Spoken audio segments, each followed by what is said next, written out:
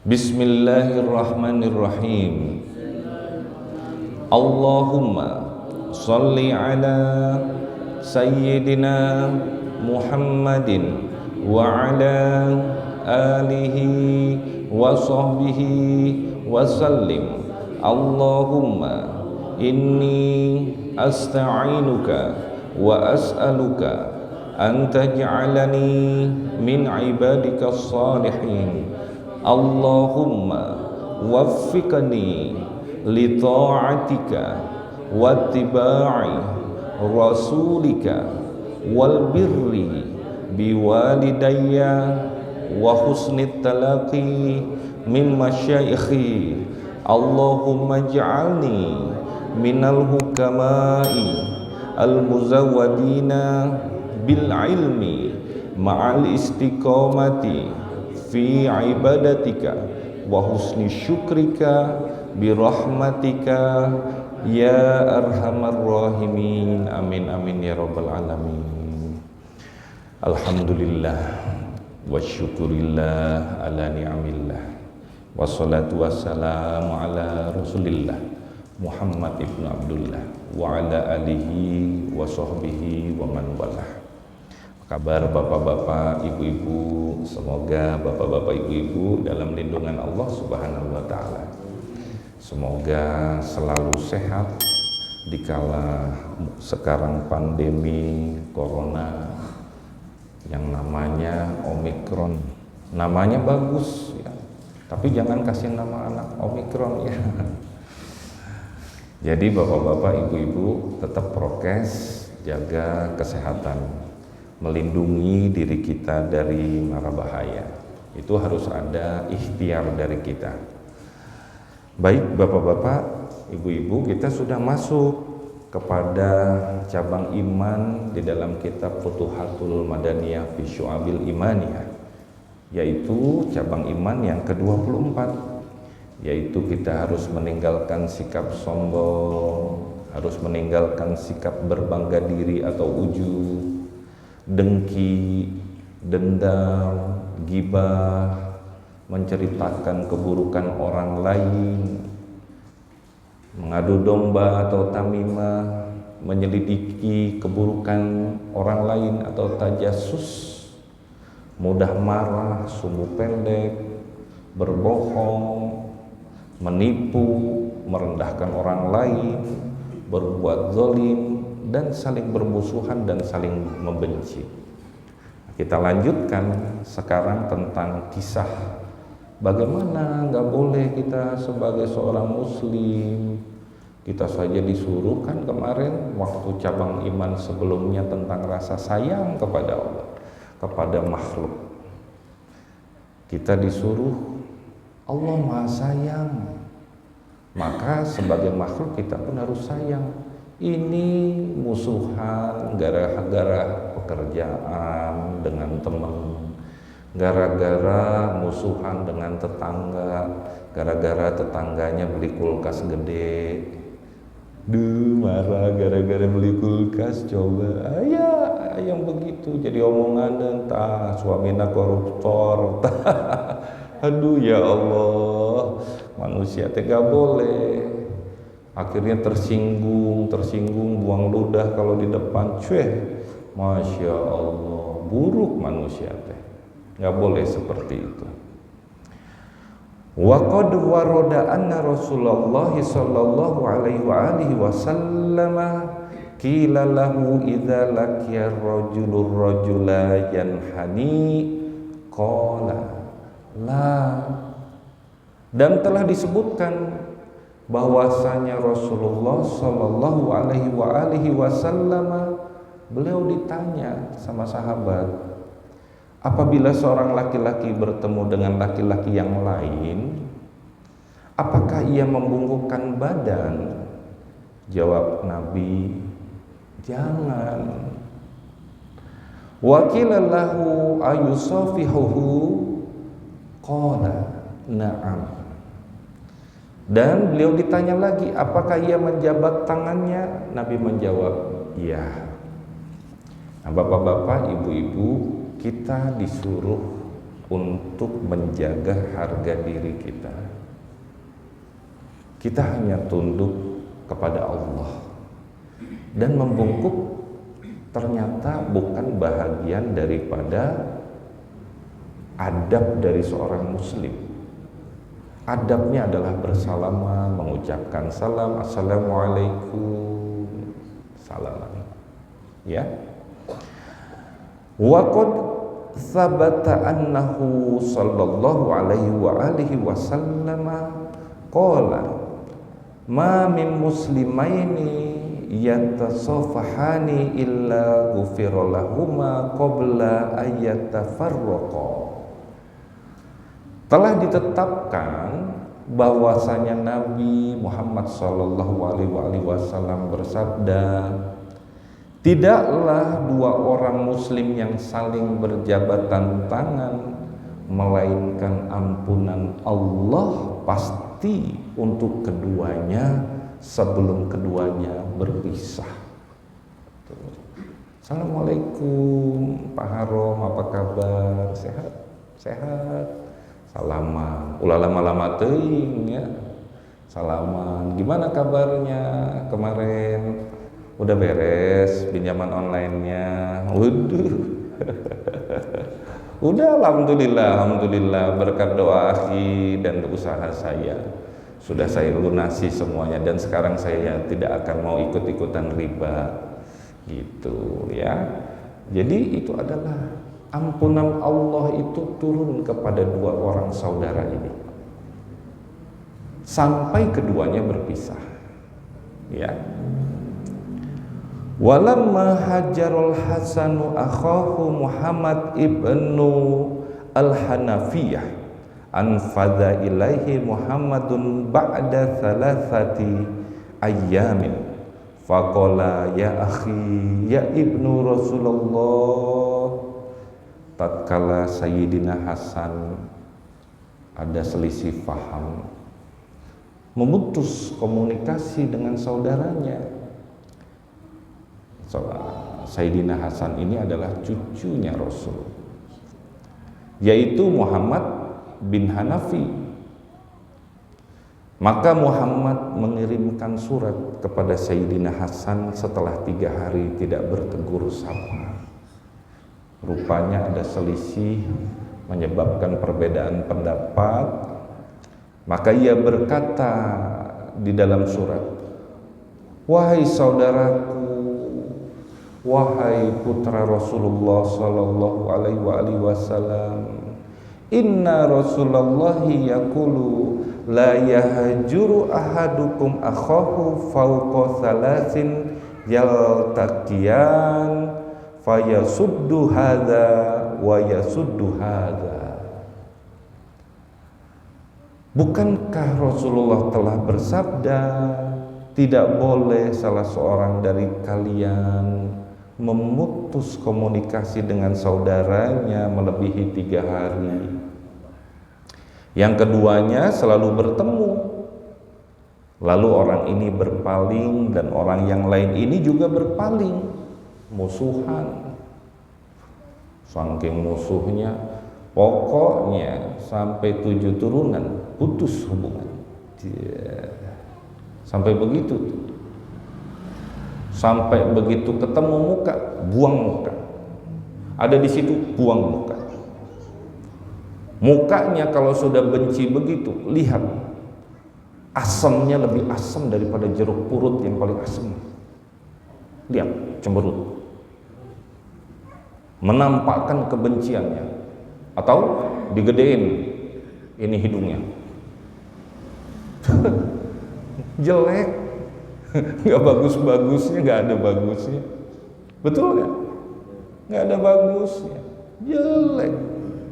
Apalagi ngeliatin melototnya dengan kerlingannya, menyakiti hati saudara muslimnya.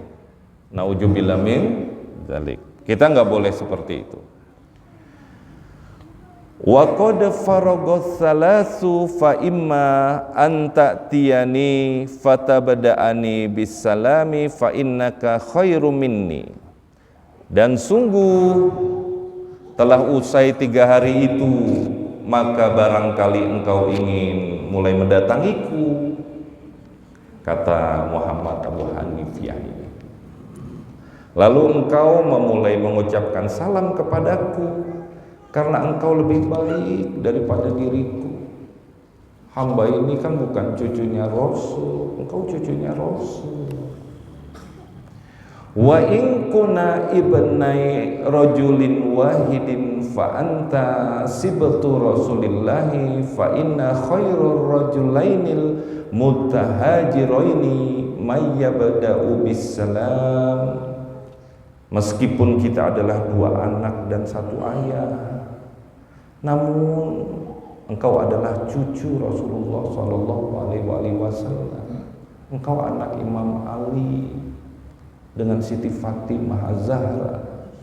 Karena sesungguhnya yang paling terbaik di antara 2 orang lelaki yang saling memutus komunikasi adalah mayyabda'u bisalam, orang yang memulai mengucapkan salam, datang walaupun hati lagi gondok gitu. Sudah, kita adalah saudara, datangin. Ini enggak, yang ada adalah dipanjangin. Udah datang salaman, diinget-inget lagi, panas deh. Ada pernah tuh bapak-bapak lagi pakai anduk mau mandi, berantem, yang satu pegang galah, yang satu pegang ciduk. Coba dilihat orang, anduknya kelepas, aduh anunya kelihatan tuh, lupa semuanya. Buruk kalau mengikuti hawa nafsu, betul? Nggak pantas gitu. Wa illam taf'al ji'tu ilaika fabada'tuka bisalam. Dan bila engkau tidak berbuat mendatangiku, maka aku akan memulainya kepadamu dengan salam.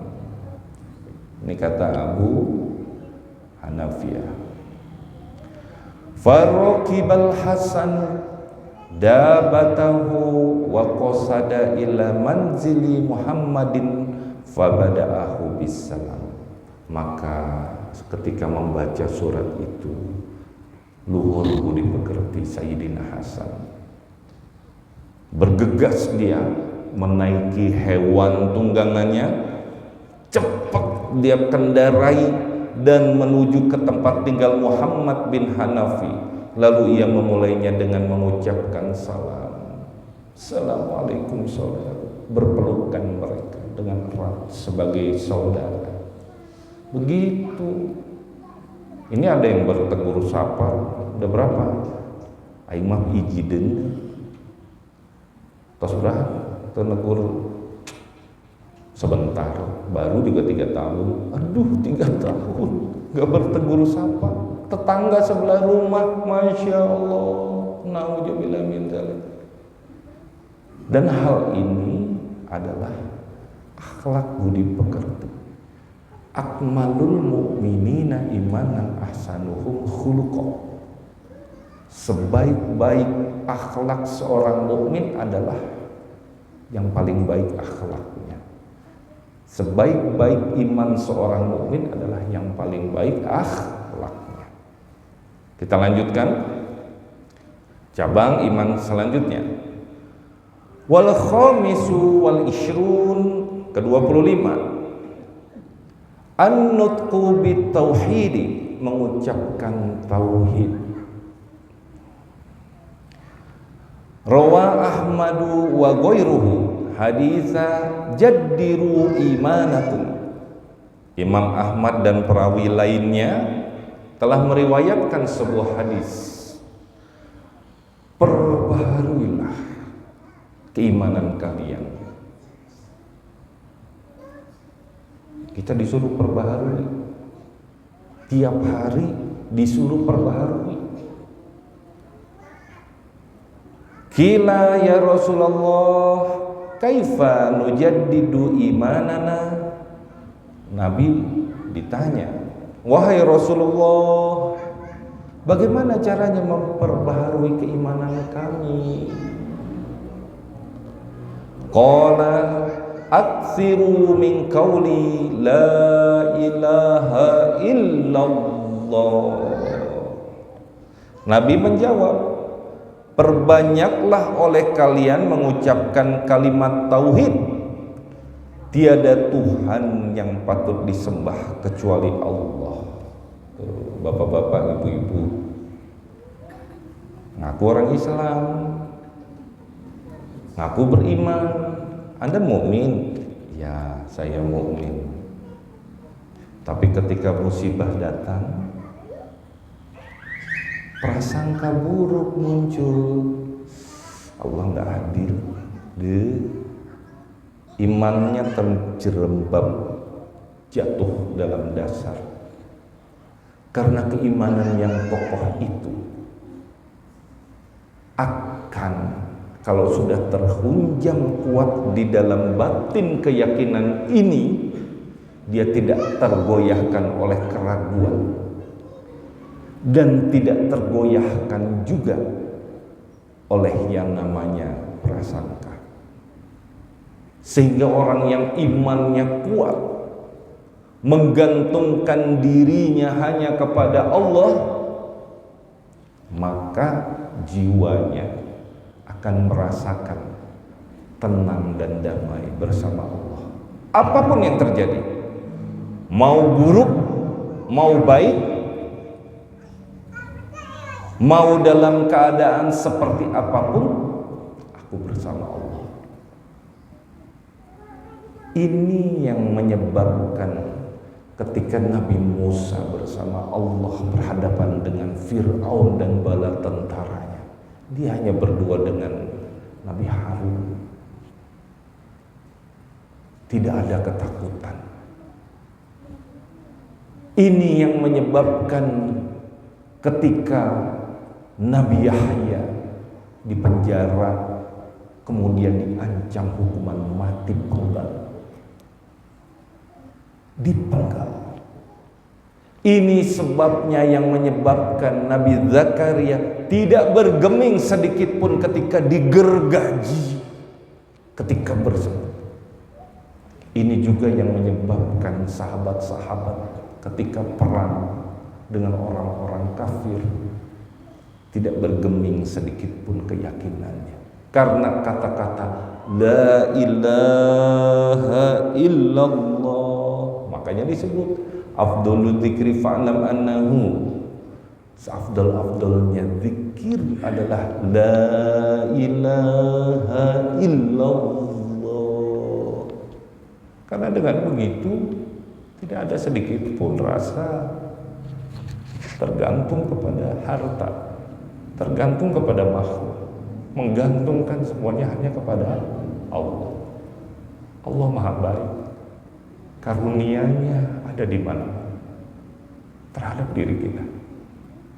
Allah yang memberi hidup kita, Allah yang memberi rezeki kita, yang menjaga anak-anak kita.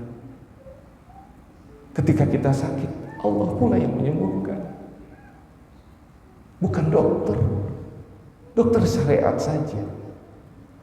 Maka keyakinan ini akan membuat diri kita damai, tenang, tidak gelisah, dan setan mau masuk mental, nggak bisa sama sekali.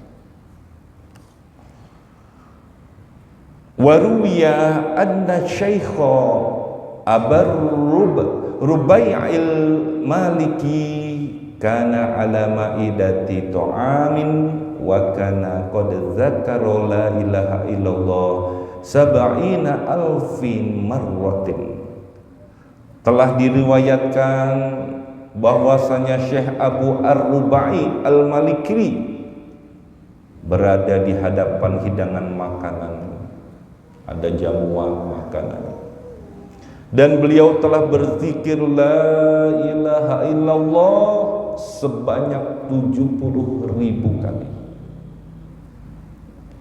Wa kana ma'ahum 'alal ma'idati syabun min ahlil kashfi fahina madda yadahu ila ta'am baqiya wamtana'a minat ta'am. Dan bersama mereka ketika ada hidangan itu, ayo kita makan bareng-bareng. Terdapat seorang pemuda yang disebutkan sebagai pemuda yang ahli kasyaf, diberikan kelebihan oleh Allah. Dia seorang pemuda yang baik, yang soleh, taat ibadah, menjauhi maksiat. Allah sayang sama dia. Diberikan keistimewaan, terbuka mata hatinya untuk melihat keajaiban-keajaiban Allah. Maka di saat pemuda itu mengulurkan tangannya ke makanan, ketika mau dalam hidangan itu, ia menangis. Kemudian dia menolak makanan itu. Faqala lahul hadirun lima yabki. Maka orang-orang yang hadir berkata kepadanya, mengapa engkau orang hidangan dalam keadaan tertawa begini kemudian kau menangis? Apa yang menyebabkan dirimu menangis? Faqala aro jahannama wa aro ummi fiha. Pemuda itu menjawab, aku melihat neraka jahanam dan aku melihat ibuku ada di dalamnya. Qala syaikhu Abu Rubai'i fakultu fi nafsi Allahumma innaka ta'lamu anni qad halaltu hadhihi sab'in alfa wa qad ja'altuha itsqa ummi hadha syabi minan nar. Lalu Syekh Abu Rubai berkata, maka aku berdoa dalam hatiku, ya Allah, sesungguhnya Engkau Maha mengetahui bahwa aku telah bertahlil sebanyak 70.000 kali, dan sungguh aku jadikan hal itu sebagai penebus kebebasan ibu pemuda ini dari neraka. Faqala syabbul hamdulillahi ara ummi qad kharajat minan nar wa ma adri ma sababu. Lalu pemuda itu berkata, segala puji bagi Allah, aku melihat ibuku sungguh telah keluar dari neraka dan aku tidak tahu apa penyebab keluarnya. Kata pemuda yang mukasyafah yang diberikan kelebihan ini, khurujiha wa ja'alahu yabhaju wa akala ma'al jamaah.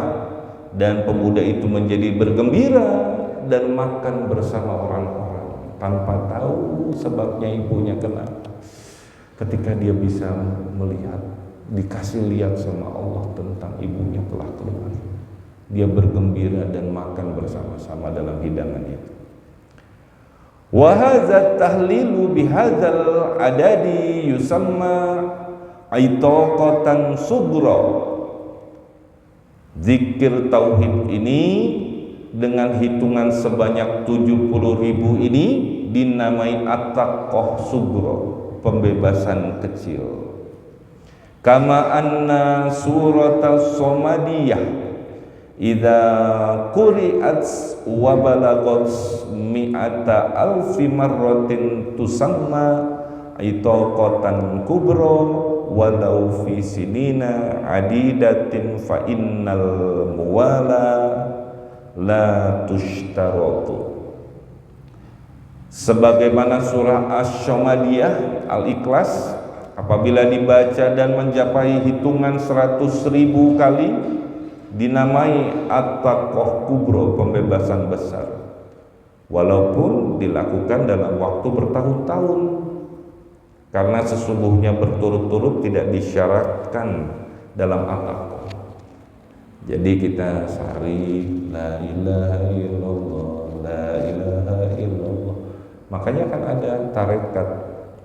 Ini bapak-bapak ibu-ibu ngomongin soal tarekat ya. Tarekat itu adalah cara, jalan, dihujat zaman sekarang. Ini saya jelasin ini. Seperti tarekat Qadiriyah Naqsabandiyah. La ilaha illallah, la ilaha illallah. Tarekat itu jalan menuju kepada Allah. Kenapa harus diserang? Bid'ah. Inilah, inilah, itulah. Aduh ya Allah, kita kasih sayang, jangan begitu jemaah-jemaah. Gak boleh, gak boleh. Kita harus lembut akhlaknya, gak boleh. Saya, ini namanya tarekat. Saya mau masuk Universitas Indonesia. Saya belajar sendiri karena gak suka belajar rame-rame. Ada teman saya sukanya belajar kelompok, sama mau masuk Universitas Indonesia. Satu lagi belajar melalui bimbingan tes. Bimbingan tesnya ada Ganesha Esak dulu kan, ada Teknos, ada Sikih Mulyono. Bimbingan tesnya masing-masing. Sekarang juga sama kan? Nurul Fikri, ada kan? Semuanya belajar. Begitu ujian, lulus, semuanya ketemu lagi.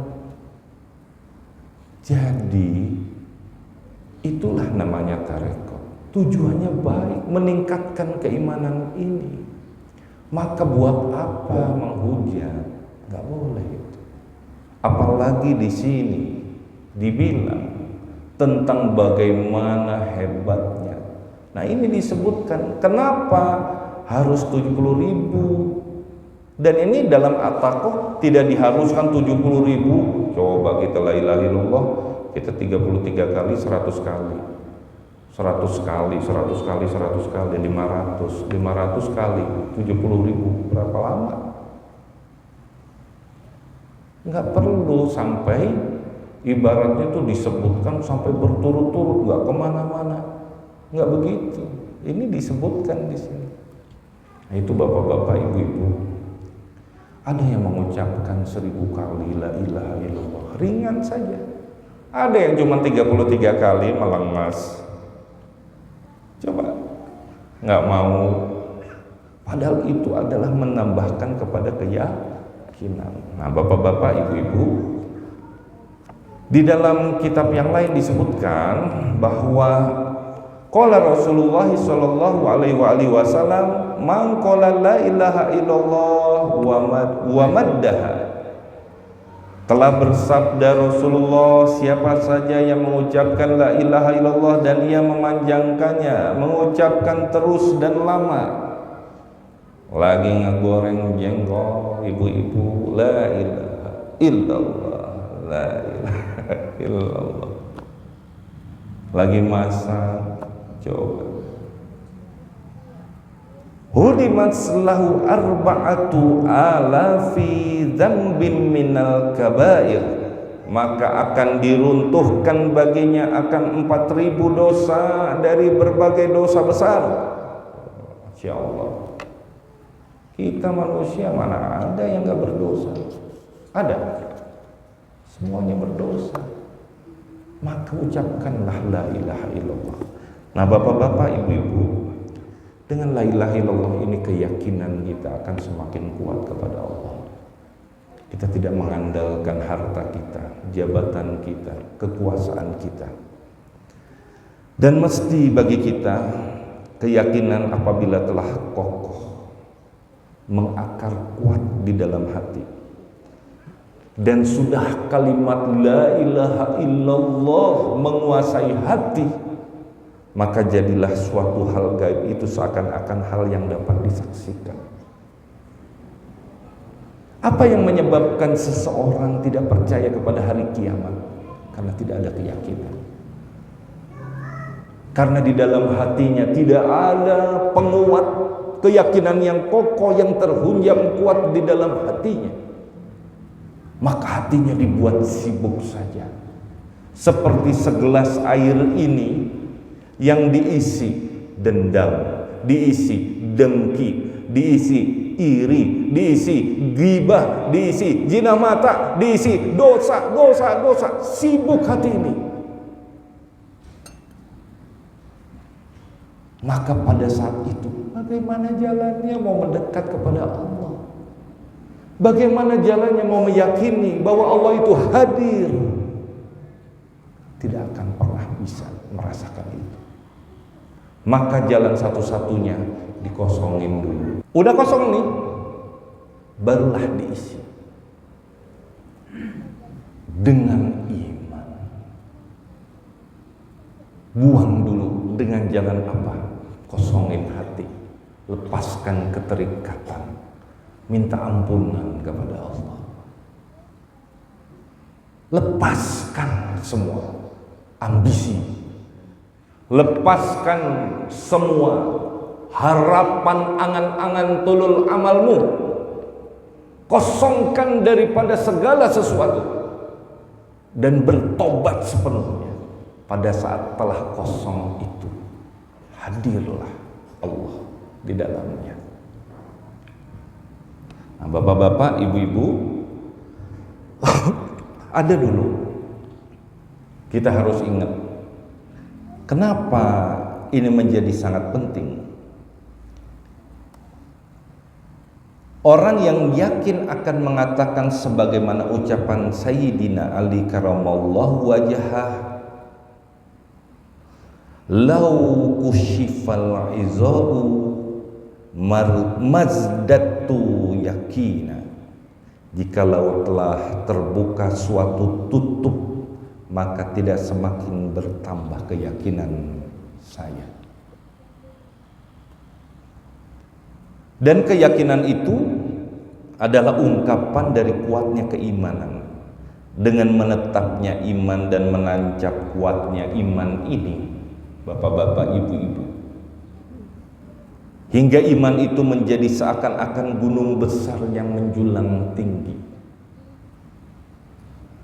Tidak akan goyah imannya oleh berbagai keraguan.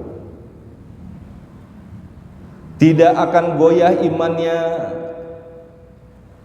oleh berbagai prasangka sebagai seorang makhluk, dan akan terjauh dari yang namanya putus asa dari rahmat Allah Subhanahu wa ta'ala. Itu sebabnya. Lantas bagaimana saya bisa menambah keyakinan kita? Bagaimana kamu? Balikin lagi pertanyaannya. Bagaimana kamu? Maksudnya bagaimana kamu? Tingkah polamu, mau nggak ngosongin hati? Satu, dari kesibukan hati. Yang kedua, mau nggak mendengarkan nasihat? Datang ke masjid-masjid yang di dalamnya diajarkan tentang agama, nasihat para hukama dan para ulama, sementara hatimu saat ini dipenuhi oleh dengki dan prasangka kepada para ulama dan para hukama. Kamu lebih senang membaca dan meminta nasihat kepada orang-orang yang kamu anggap pintar secara teoritis, yaitu orang-orang pendidikan yang kamu anggap tinggi. Sadarkah bahwa ambisi duniamu itu yang menghalangi, menghijab dirimu terhadap keyakinan? Jadi harus itu yang dilakukan. Kemudian baca La ilaha illallah. Tidak ada Tuhan selain Allah. Maka semuanya soal hamba, yang tinggal adalah dirinya dan Allah. Sehingga pada saat itu tidak peduli musibah, tidak peduli susah, tidak peduli sedih. Yang penting diriku bersama dengan Allah. Begitu. Kita lanjutkan. Wasadisu wal ishrun, ke-26, tilawatul Quran, membaca Al-Quran. Rawa Ahmadu wa ghairuhu haditha ahlul Qur'ani hum ahlullahi wa khassatuhu. Imam Ahmad dan perawi-perawi lain meriwayatkan sebuah hadis, ahli Al-Quran, orang yang senantiasa dekat dengan Al-Quran, mereka adalah keluarga Allah dan orang-orang istimewanya. Saya aja sama family, sama saudara, sesibuk apapun, Kang saya mau ketemu, ayo didului, ketemu, ini dianggap keluarganya Allah. Apa yang tidak akan Allah beri? Sekarang komo, boro-boro, lebih enak baca koran dibandingkan baca Quran, betul? Coba tanya, berapa banyak Quran di rumah? Berapa ayat dibaca dalam satu hari? Tanya ke dalam diri sendiri. Begitu ada satu grup WA, yuk kita buat khataman bareng, dibilang ria, dihalang-halangi. Padahal dia juga yang ngomong begitu, kagak baca Quran. Coba pikir, betul nggak? Bukan itu niatnya. Niatnya adalah memotivasi dan saling mengingatkan, bukan balap-balapan. Satu juz satu minggu, atau satu juz satu hari, saling menyemangati, one day one juz.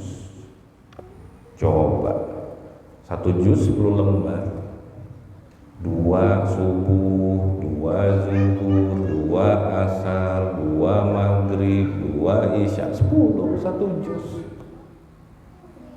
Dan itu tiap-tiap huruf itu pahala.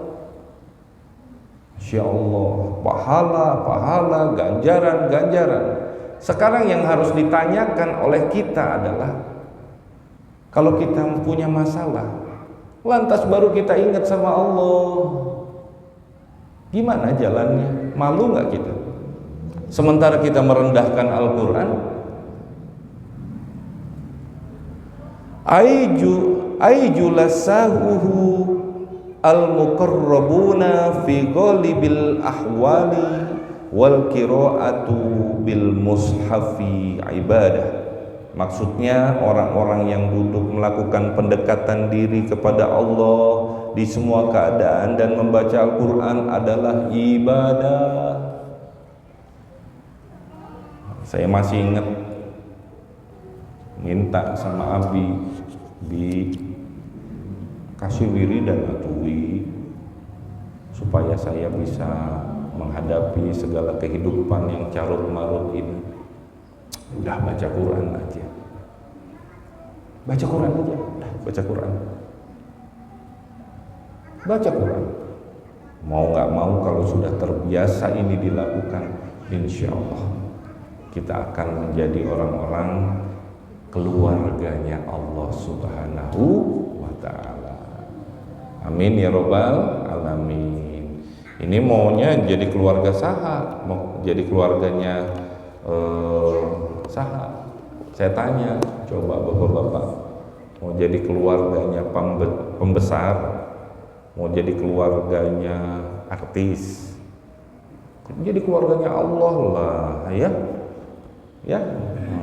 Jadi kita sekarang adalah berkeluarga dan kita masing-masing saling mengingatkan. Yang benar datangnya dari Allah, yang salah datangnya dari diri saya. Mohon dibukakan pintu maaf yang sebesar-besarnya. Akhirul kalam, wabillahi taufiq wal hidayah. Assalamualaikum warahmatullahi wabarakatuh. Bismillahirrahmanirrahim. Alhamdulillahirabbil alamin, wassalatu wassalamu ala asyrafil anbiya'i wal mursalin wa ala alihi washabihi ajmain. Allahumma ya man huwa fi uluhi kainun, ya man huwa fi ilmihi muhitun, ya man huwa fi fi'alihi hamidun, ya man huwa fi majdihi munirun.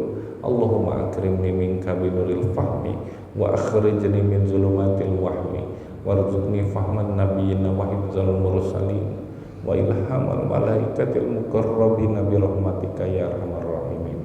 Rabbana atina fid dunya hasanah wa fil akhirati hasanah wa qina azabannar. Wa sallallahu ala sayyidina Muhammadin nabiyil ummi wa ala alihi washabbihi wasallim. Wa subhana rabbika rabbil izzati amma yasifun wa salamun alal mursalin walhamdulillahi rabbil alamin.